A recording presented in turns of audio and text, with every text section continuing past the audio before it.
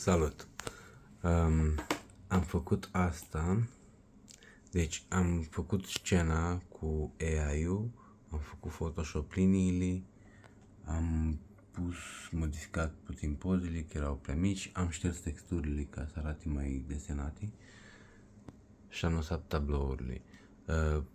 Casa poate fi modificată după plac, trebuie să-mi dai idei cum. Mai punem ceva în ea, nu mai punem, schimbăm poziția camerei, cum. După aia știu că Wanda trebuie să zboare.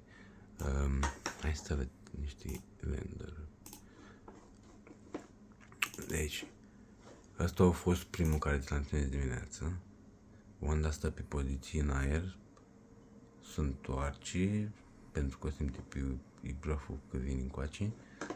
Și după aia am modificat cheile manual, așa trebuie să arate. Dar am lăsat alt unghi la cameră. Ok, și animația. Astea sunt cheile mele de animații. Am gura, ochii, și poziția la corp. Astea sunt toate cheile pentru animația asta. Și noi acum trebuie să ne decidem cum facem ce îmi trimiteai tu, frame by frame. De aici facem frame by frame. Observi că la mine, uite, astea, în primul rând, așa, drepte, lineare. Puteau să fie așa, dacă erau așa, ne dau cheile astea și nu mai erau lineare.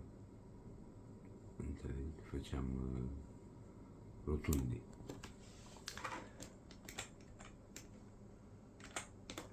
Și trebuie să fie toate lineare ca să intri interpolarea rapidă între ele.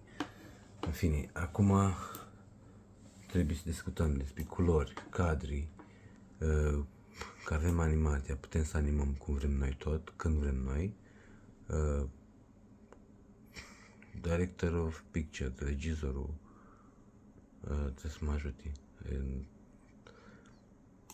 Mai trebuie ceva în scenă, poate o grămadă de post-effects în After Effects, dar eu nu sunt After Effects aici, eu sunt cinema. Poate sunt culorile prea contrastate, poate caracterul trebuie să aibă niște muci pe el sau un prosop, că e bolnav, să fie mai trist, chestii de genul. Orice recomandare îmi trebuie ca să pot să o aplic. Mulți ani, vorbim în curând.